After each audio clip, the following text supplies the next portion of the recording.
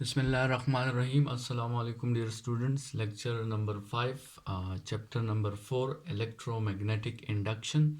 और पिछले लेक्चर्स में स्टूडेंट्स हमने फैराडे लॉ और लेंज लॉ को डिस्कस किया डिटेल में, और आज के लेक्चर में हम लेफ़्ट हैंड रूल और राइट हैंड रूल पे थोड़ी सी बातें करेंगे।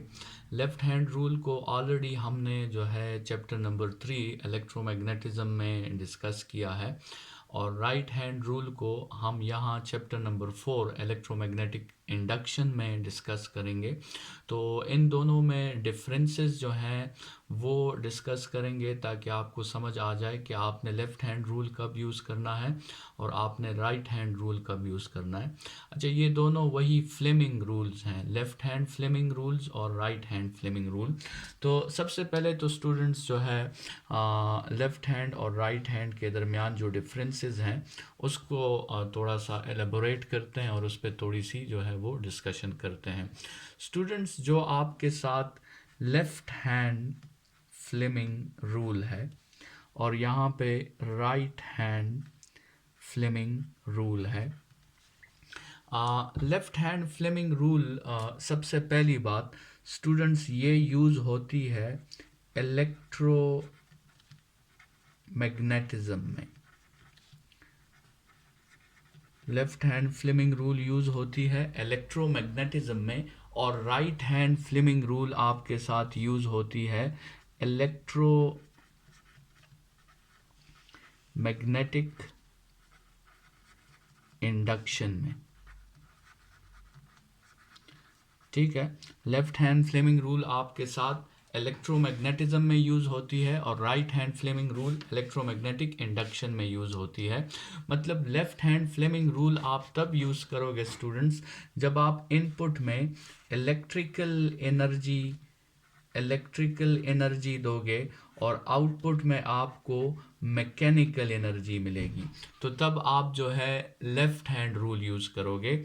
और राइट हैंड रूल आप तब यूज़ करोगे जब इनपुट में आप मैकेनिकल एनर्जी दोगे और आउटपुट में आपको इलेक्ट्रिकल एनर्जी मिलेगी, तब आप जो है राइट हैंड रूल यूज़ करोगे। स्टूडेंट्स, यहाँ पर ये भी याद रखें कि ये जो इफ़ेक्ट है आपके साथ, जो इलेक्ट्रिकल एनर्जी को मैकेनिकल एनर्जी में कन्वर्ट करता है, ये इफ़ेक्ट जो है मोटर्स का वर्किंग प्रिंसिपल है, और इसी वजह से इस इफ़ेक्ट को मोटर इफ़ेक्ट जो है वो कहा जाता है। इस इफ़ेक्ट को हम मोटर इफ़ेक्ट कहते हैं। और ये जो इफ़ेक्ट है आपके साथ, जो मैकेनिकल एनर्जी को इलेक्ट्रिकल एनर्जी में कन्वर्ट करता है, ये जनरेटर्स का वर्किंग प्रिंसिपल है। इसलिए इस इफ़ेक्ट को जनरेटर इफ़ेक्ट या फिर कभी कभार इसको डायनेमो इफ़ेक्ट जो है वो कहा जाता है। तो ये तो खैर हमने वैसे ही जो है कुछ दो नाम के बारे में डिस्कशन कर ली, लेकिन लेफ़्ट हैंड रूल इलेक्ट्रोमैग्नेटिज्म में जहां हम इलेक्ट्रिसिटी को मैकेनिकल एनर्जी में कन्वर्ट करते हैं, और राइट हैंड रूल उस वक्त जब आप मैकेनिकल एनर्जी को इलेक्ट्रिकल में कन्वर्ट करते हैं, तो उस वक्त आपने राइट हैंड रूल यूज़ करना है। स्टूडेंट्स, इलेक्ट्रोमैग्नेटिज्म में जो है according to the left hand Fleming rule कुछ चीज़ें हमें गिवन थी और हमने उस गिवन के हेल्प से रिक्वायर्ड फाइंड करना था, और यही राइट हैंड रूल में भी होगा। कुछ चीज़ें हमारे साथ गिवन होंगी और उसके बेस पे हमें जो है राइट हैंड रूल के हेल्प से कुछ मिलेगा। ठीक है, तो आपके साथ जो इलेक्ट्रोमैग्नेटिज्म है उसमें क्या क्या चीज़ें गिवन थी? उसमें सबसे पहली चीज़ गिवन थी मैग्नेटिक फील्ड, और दूसरी चीज़ गिवन थी करंट की डायरेक्शन। और हम क्या फाइंड करते थे स्टूडेंट्स? इसके हेल्प से हम फाइंड करते थे डायरेक्शन ऑफ मैग्नेटिक फोर्स। ठीक है, हम direction of magnetic force find करते थे। जैसे ये रूल हमने डिस्कस किया था और उसको हमने कहा था FBI। ठीक है, तो ये दोनों आपको गिवन होते थे और इन दोनों के हेल्प से आप फोर्स की डायरेक्शन जो है वो फाइंड आउट करते हैं। ठीक है, मैग्नेटिक फील्ड मौजूद होगा, मैग्नेटिक फील्ड की मौजूदगी में आप किसी वायर के थ्रू करंट को पास करोगे। जब आप उस वायर के थ्रू करंट को पास करोगे तो वो मैग्नेटिक फील्ड जो होगा वो उस वायर पे एक फोर्स अप्लाई करना शुरू कर देगा, जिसकी डायरेक्शन आप जो है वो लेफ्ट हैंड फ्लेमिंग रूल से फाइंड आउट कर सकते हैं। तो स्टूडेंट्स, इसको अगर आप 3D में समझें तो लेट्स सपोज अगर आपके साथ जो है ये आपके साथ फर्ज करें मैग्नेटिक फील्ड की डायरेक्शन है, ठीक है, और लेट्स सपोज ये आपके साथ करंट की डायरेक्शन है। तो आपके साथ जो मैग्नेटिक फोर्स होगा वो मैग्नेटिक फोर्स जो है वो इन दोनों को आपस में परपेंडिकुलर होगा, ठीक है। तो उसके लिए जो है आप ये रूल यूज़ करते हैं, लेफ्ट हैंड फ्लेमिंग रूल। आपको ये थंब जो है ये फोर्स की डायरेक्शन देता है और ये 2 फिंगर्स ऑलरेडी आपको पता होते हैं, मैग्नेटिक फील्ड भी आपको पता होता है और साथ में करंट की डायरेक्शन भी आपको पता होती है। लेकिन स्टूडेंट्स, इलेक्ट्रोमैग्नेटिक इंडक्शन में जो चीज़ें आपको गिवन होती हैं उसमें पहली चीज़ जो आपको गिवन होती है वो आपको मैग्नेटिक फील्ड इंटेंसिटी गिवन होती है और दूसरी चीज़ आपको फोर्स गिवन होता है, ठीक है। और आपने मैग्नेटिक फील्ड इंटेंसिटी और फोर्स के हेल्प से क्या करना है, आपने डायरेक्शन फाइंड करनी है किसकी, इंड्यूस्ड करंट की। आपने इंड्यूस्ड करंट की डायरेक्शन जो है वो फाइंड आउट करनी है। ये मेन फ़र्क है स्टूडेंट्स, ये यहाँ पे जो है आप मेमोराइज कर लें कि आपके साथ लेफ्ट हैंड रूल में करंट और मैग्नेटिक फील्ड गिवन होगा और उसके हेल्प से आप मैग्नेटिक फोर्स फाइंड करेंगे, और आपके साथ जो राइट हैंड फ्लेमिंग रूल है उसमें मैग्नेटिक फील्ड और फोर्स आपको गिवन होगा और उसके हेल्प से आप इंड्यूस्ड ईएमएफ की डायरेक्शन फाइंड करेंगे। स्टूडेंट्स, इंड्यूस्ड ईएमएफ की डायरेक्शन जो है वो आप लेंज लॉ के हेल्प से भी फाइंड आउट कर सकते हैं, जिस पे हमने जो है लेंज लॉ के लेक्चर नंबर 1 पे बात की थी। लेकिन लेंज लॉ के साथ साथ जो है आप इस राइट हैंड रूल के हेल्प से भी इंड्यूस्ड ईएमएफ की डायरेक्शन वो फाइंड आउट कर सकते हैं। तो लेंज लॉ के हेल्प से जो है हमने तो लेक्चर नंबर 1 पे बात की थी, लेंज लॉ की लेक्चर नंबर 1 में, कि कैसे हम लेंज लॉ के हेल्प से इंड्यूस्ड करंट की डायरेक्शन फाइंड करते हैं। लेकिन अब ग्रामेटिकली और डायग्रामेटिकली ज़रा समझते हैं कि राइट हैंड रूल के हेल्प से आप कैसे जो है वो करंट की डायरेक्शन को फाइंड आउट कर सकते हैं। स्टूडेंट्स, कंसिडर करें कि आपके साथ एक रीजन में मैग्नेटिक फील्ड मौजूद है और वो मैग्नेटिक फील्ड लेट्स सपोज आपके साथ जो है वो क्रॉस मैग्नेटिक फील्ड है, ठीक है, मतलब वो मैग्नेटिक फील्ड आपके साथ इनटू द पेज है। और इस मैग्नेटिक फील्ड में आपके साथ जो है एक वायर है और वो वायर जो है आपके साथ कंसिडर करें कि वो वायर किसी भी बैटरी से कनेक्ट नहीं है, ठीक है। लेकिन फिलहाल अगर आप देखें उस वायर के एरिया से 3 लाइंस गुजर रहे हैं, फिलहाल उस वायर के एरिया से आपके साथ 3 लाइंस गुजर रहे हैं। अगर मैं इस पूरे रेक्टेंगुलर वायर पर अपवर्ड फोर्स अप्लाई करना शुरू कर दूं, मैं इस पे अपवर्ड फोर्स अप्लाई करना शुरू कर दूं, देखें फोर्स का मुझे पता है कि मैं किस डायरेक्शन में फोर्स इस पे अप्लाई करूंगा, तो फोर्स मुझे पहले से पता होगा, मैग्नेटिक फील्ड मुझे पहले से पता होगा। तो स्टूडेंट्स, जब इस पे मैं अपवर्ड फोर्स अप्लाई करूंगा तो आपको ऐसा नहीं लगता कि इस पे चेंज इन फ्लक्स आएगा। फिलहाल इस पे 3 लाइंस गुजर रहे हैं, लेकिन ये कॉइल जब आपके साथ थोड़ा सा ऊपर हो जाएगा तो हो सकता है इससे 6 लाइंस गुजरें।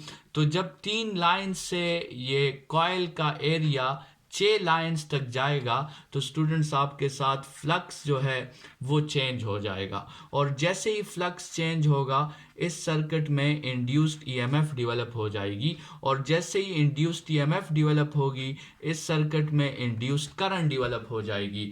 अभी इस इंड्यूस्ड करंट की डायरेक्शन कैसे होगी वो हम फाइंड करेंगे according to right hand Fleming rule. Students, आपने ये राइट हैंड फ्लेमिंग रूल वही आपके साथ FBI है, लेकिन इस केस में ये दोनों हमें गिवन होंगे F और B, और हमारा मकसद होगा I को फाइंड करना। तो स्टूडेंट्स, ये अगर आप अपने हैंड्स को जो है इस डायरेक्शन में रखें कि मैग्नेटिक फील्ड जो है वो डाउनवर्ड है और फोर्स जो है वो आपके साथ ऊपर की तरफ है, तो इस वायर में जो करंट मूव करेगा उसकी डायरेक्शन इस तरफ आती है। स्टूडेंट्स, तो ये हमने राइट हैंड फ्लेमिंग रूल के हेल्प से किसी भी लूप या किसी भी वायर में करंट की डायरेक्शन हमने फाइंड कर ली। अगरचे हम लेंज लॉ को भी यूज़ कर सकते हैं करंट की डायरेक्शन को फाइंड करने के लिए, लेकिन हम राइट हैंड फ्लेमिंग रूल भी यूज़ कर सकते हैं। तो स्टूडेंट्स, ये मेन डिफरेंस है राइट हैंड रूल और लेफ्ट हैंड रूल के दरमियान। वैसे लेंस लॉ के हेल्प से आप करंट की डायरेक्शन जो है वो ऑलरेडी फाइंड आउट कर सकते हैं। तो अगर आपको वो तरीका आसान लगता है तो वो तरीका अप्लाई करें, या फिर राइट हैंड फ्लेमिंग रूल के हेल्प से भी आप जो है डायरेक्शंस फाइंड आउट कर सकते हैं। तो ये बुक का एक छोटा सा टॉपिक था, मुझे कहा गया था कि इस पे लेक्चर बनाएं। तो ये छोटी सी कंफ्यूजन लेफ्ट हैंड रूल और राइट हैंड रूल वो जो है आपकी दूर हो गई होगी। उम्मीद है कि वो कंफ्यूजन आपकी ख़त्म हो गई होगी। तो ये आपके साथ वो दो रूल्स थे। लेफ्ट हैंड फ्लेमिंग रूल जो है वो आपने चैप्टर नंबर 3 में यूज़ करना है, इलेक्ट्रोमैग्नेटिज्म में यूज़ करना है, और राइट हैंड फ्लेमिंग रूल जो है वो आपने इलेक्ट्रोमैग्नेटिक इंडक्शन में यूज़ करना है। Students, left hand Fleming rule में मतलब आप इस तरह इसको समझें कि मैग्नेटिक फील्ड मौजूद होगा, एक वायर में करंट भी जो है फ्लो करेगी, आपको दोनों की डायरेक्शन का पता होगा, और दोनों के डायरेक्शन के हेल्प से आपने उस वायर पर मैग्नेटिक फोर्स जो है वो फाइंड आउट करना होगा। लेकिन राइट हैंड फ्लेमिंग रूल में स्टूडेंट्स मैग्नेटिक फील्ड भी मौजूद होगा, वायर भी मौजूद होगा, लेकिन उस वायर में तब तक करंट मूव नहीं करेगा जब तक उस वायर पर आप फोर्स अप्लाई ना करें। तो फोर्स अप्लाई करना ये आपकी चॉइस होगी, फोर्स की डायरेक्शन आपको पहले से गिवन होगी, और जब आप फोर्स अप्लाई करोगे स्टूडेंट्स तो क्या होगा कि उस वायर पर या उस लूप पर फ्लक्स में चेंजेस आएंगी, और वही चेंज इन फ्लक्स आपको ईएमएफ डेवलप करके देगी, और वही ईएमएफ फिर आपको करंट डेवलप करके देगा, और उस करंट की डायरेक्शन को फाइंड करने के लिए हम राइट हैंड रूल जो है वो यूज़ करते हैं। तो स्टूडेंट्स, इस टॉपिक को जो है यहाँ पे हम छोड़ देते हैं और नेक्स्ट टॉपिक की तरफ बढ़ते हैं, जिसका नाम है इंड्यूस्ड ईएमएफ। तो फेराडे लॉ में जो बात होती है इंड्यूस्ड ईएमएफ की, जिसकी ऑलरेडी हमने बहुत सारी डिस्कशन कर ली है, उस इंड्यूस्ड ईएमएफ को थोड़ा सा और भी एलेबोरेट करते हैं।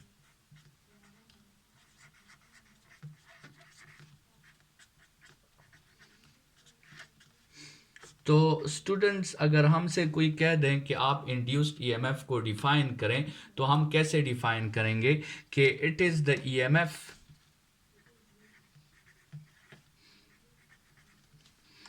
it is the EMF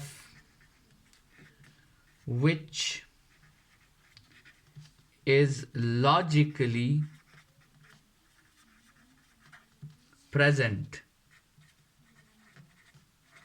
logically present or produced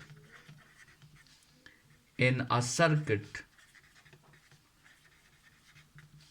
by changing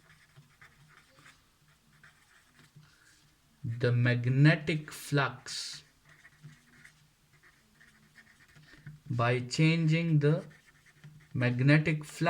through that circuit। ठीक है students, it is the EMF which is logically present or produced. logically present और produced का मतलब ये है कि physically तो हमने कोई source नहीं लगाया, हमने बैटरी नहीं लगाई, हमने कोई सोलर सेल नहीं लगाया, हमने जनरेटर नहीं लगाया, लेकिन फिर भी EMF जो है वो सामने आ जाता है। तो उसके लिए फिर हम वर्ड यूज़ करते हैं लॉजिकली वो प्रेजेंट है, फिजिकली प्रेजेंट नहीं है, वो लॉजिकली प्रेजेंट है। ठीक है, और उसकी वजह क्या है? उसकी वजह अकॉर्डिंग टू फैराडे लॉ, उसकी वजह है चेंज इन मैग्नेटिक फ्लक्स। ठीक है, तो जब भी किसी कॉइल से, किसी सर्किट से मैग्नेटिक फ्लक्स में चेंजेस आएंगी तो उस कॉइल में या उस सर्किट में ईएमएफ जो है वो लॉजिकली प्रोड्यूस हो जाएगा या ईएमएफ उसमें इंड्यूस हो जाएगा, और इस ईएमएफ को स्टूडेंट्स हम इंड्यूस्ड ईएमएफ कहते हैं। स्टूडेंट्स अगर हम फ्लक्स का फॉर्मूला देखें तो आपके साथ जो फ्लक्स का फॉर्मूला है वो है BA cos ऑफ थीटा, और यहाँ से आपको जो है मेथड्स मिल जाते हैं, तरीके मिल जाते हैं कि आप फ्लक्स को कैसे कैसे चेंज कर सकते हैं। ये मैग्नेटिक फ्लक्स अगर आपने चेंज करके ईएमएफ को इंड्यूस करना है तो आपके साथ जनरली 3 मेथड्स हैं। या तो आप मैग्नेटिक फील्ड को चेंज कर दें, या एरिया ऑफ द कॉइल को चेंज कर दें, और या आप दोनों को चेंज मत करें लेकिन उस एरिया को आप डिफरेंट ओरिएंटेशंस पे रखना शुरू कर दें, तो एंगल को आप चेंज करें। तो इन तीनों पॉसिबिलिटीज से आपके साथ फ्लक्स में चेंजेस आएंगी, और फ्लक्स में जब चेंजेस आएंगी तो स्टूडेंट्स आपके साथ इंड्यूस्ड ईएमएफ जो है वो डेवलप होगा। स्टूडेंट्स ये इंड्यूस्ड ईएमएफ जो है हम 2 तरीकों से इंड्यूस कर सकते हैं, और एक को हम कहते हैं statically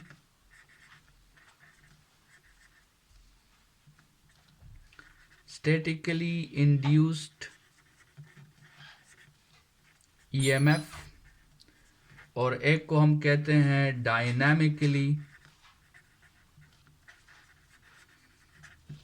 induced EMF. Statically induced EMF और एक को हम कहते हैं डायनामिकली इंड्यूस्ड ईएमएफ।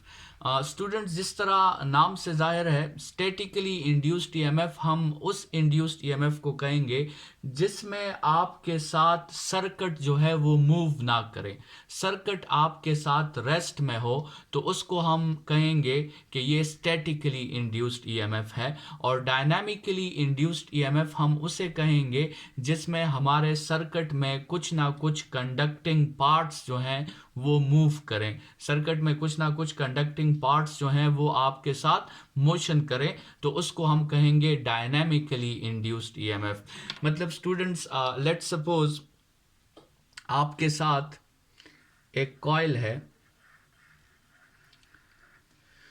और उस कॉइल को हमने कंसिडर करें कि एक एसी सोर्स के साथ हमने लगाया है। एसी सोर्स जो आपको एक अल्टरनेटिंग करंट इस फॉर्म में प्रोवाइड कर रही है। ठीक है, उसकी जो करंट है टाइम के साथ वो इंक्रीज होती है और डिक्रीज होती है, और इसी एसी सोर्स के साथ हमने एक और कॉइल रखा है, और उस कॉइल को हमने जो है बैटरी से कनेक्ट नहीं किया, बल्कि उस कॉइल को कंसिडर करें कि हमने कनेक्ट कर दिया है गिल्वानोमीटर से, ताकि वो करंट को सेंस कर सके कि उस कॉइल में कोई करंट जो है वो गुजरती है या नहीं गुजरती। तो स्टूडेंट्स पिछले लेक्चर्स में भी इस पे बात हुई है, जब इस कॉइल से करंट इंक्रीज करेगा तो इस कॉइल की मैग्नेटिक फील्ड भी इंक्रीज होगी, और वो मैग्नेटिक फील्ड स्टूडेंट्स यहाँ पे भी लिंकेज करेगी। तो जब आपके साथ प्राइमरी कॉइल में करंट कम होगा तो सेकेंडरी कॉइल से कम मैग्नेटिक फील्ड लाइंस गुजरेंगी, जब प्राइमरी कॉइल से करंट ज़्यादा होगा तो सेकेंडरी कॉइल से ज़्यादा मैग्नेटिक फील्ड लाइंस गुजरेंगी। तो स्टूडेंट्स सेकेंडरी कॉइल पे तो फ्लक्स में चेंजेस आ रही हैं, सेकेंडरी कॉइल में आपके साथ फ्लक्स में चेंजेस आ रही हैं, लेकिन वो फ्लक्स में changes according to this formula students किसकी वजह से आ रही है? वो बी की वजह से आ रही है। आप मैग्नेटिक फील्ड को कभी वीक कर रहे हैं, कभी मैग्नेटिक फील्ड को आप स्ट्रांग कर रहे हैं, और वो आप करंट की वजह से कर रहे हैं। करंट इंक्रीज होगा तो मैग्नेटिक फील्ड भी इंक्रीज होगा, करंट डिक्रीज होगा तो मैग्नेटिक फील्ड भी डिक्रीज होगा। तो स्टूडेंट्स यहाँ पे चेंज इन फ्लक्स होगा, और वो चेंज इन फ्लक्स क्या प्रोड्यूस करेगा? वो चेंज इन फ्लक्स आपके साथ ईएमएफ को इंड्यूस करेगा। लेकिन स्टूडेंट्स ये जो ईएमएफ इंड्यूस हुआ, इसमें अगर आप देखें तो इसमें किसी भी हमारे इस पूरे सिस्टम में किसी भी पार्ट ने मोशन नहीं किया है। मतलब इस इंड्यूस्ड ईएमएफ को हम क्या कहेंगे? इसको हम स्टैटिकली इंड्यूस्ड ईएमएफ कहेंगे। लेकिन स्टूडेंट्स आप कंसिडर करें कि लेट्स सपोज हमारे साथ एक नॉर्थ पोल है, लेट्स सपोज ये एक नॉर्थ पोल है, और ये हमारे साथ एक साउथ पोल है, और इस नॉर्थ और साउथ पोल के दरमियान में हमने एक रेक्टेंगुलर कॉइल जो है वो रख दिया है, ठीक है। और उस रेक्टेंगुलर कॉइल को यहाँ पर लेट्स सपोज एक रोटेटर है, और हम उस रोटेटर को इस तरह रोटेट करेंगे, ठीक है। तो जब हम उस रोटेटर को रोटेट करेंगे तो आपके साथ ये कॉइल जो है ये भी दरमियान में आपके साथ रोटेट होगा। तो स्टूडेंट्स जब ये रोटेट होगा, तो जब ये इस पोजीशन पे होगा तो इससे मैक्सिमम फील्ड लाइंस जो हैं वो पास होंगे, मतलब उस वक्त इसका फ्लक्स मैक्सिमम होगा। लेकिन जैसे ही ये रोटेट करेगा तो इस पे फील्ड लाइंस जो हैं वो चेंज होंगे। तो जब फील्ड लाइंस चेंज होंगे तो इसमें चेंज इन फ्लक्स आएगा, और वो चेंज इन फ्लक्स जो है students according to Faraday law वो इंड्यूस्ड ईएमएफ को डेवलप करेगा। लेकिन इस इंड्यूस्ड ईएमएफ को हम डायनामिकली इंड्यूस्ड ईएमएफ कहेंगे। इस इंड्यूस्ड ईएमएफ को हम स्टैटिकली इंड्यूस्ड ईएमएफ नहीं कहेंगे, क्योंकि इसमें आपके साथ मूविंग पार्ट्स हैं, ठीक है। यहाँ पर जिस कॉइल में ईएमएफ इंड्यूस हो रहा है वो कॉइल खुद किस में है? वो कॉइल खुद मोशन में है। तो हम इसको कहेंगे कि ये जो ईएमएफ हमने बनाया है ये हमारा किस कैटेगरी में आता है? ये डायनामिकली इंड्यूस्ड ईएमएफ में आता है। तो स्टूडेंट्स इंड्यूस्ड ईएमएफ को दो तरीकों से डेवलप किया जा सकता है। एक तरीका वो है कि जिस कॉइल में आप ईएमएफ इंड्यूस करना चाहते हैं वो कॉइल रेस्ट में हो, और दूसरा तरीका ये है कि जिस कॉइल में आप इंड्यूस्ड ईएमएफ डेवलप करना चाहते हैं वो कॉइल मोशन में हो। स्टूडेंट्स अगर वो कॉइल रेस्ट में हो तो हम उस ईएमएफ को स्टैटिकली इंड्यूस्ड ईएमएफ कहते हैं, और अगर वो कॉइल मोशन में हो तो फिर हम उस ईएमएफ को डायनामिकली इंड्यूस्ड ईएमएफ कहते हैं। तो ये दो टॉपिक्स जो हैं हमने डिस्कस कर लिए। नेक्स्ट लेक्चर जो इसके बाद होगा स्टूडेंट्स वो हमारा होगा सेल्फ इंडक्शन और म्यूचुअल इंडक्शन पर।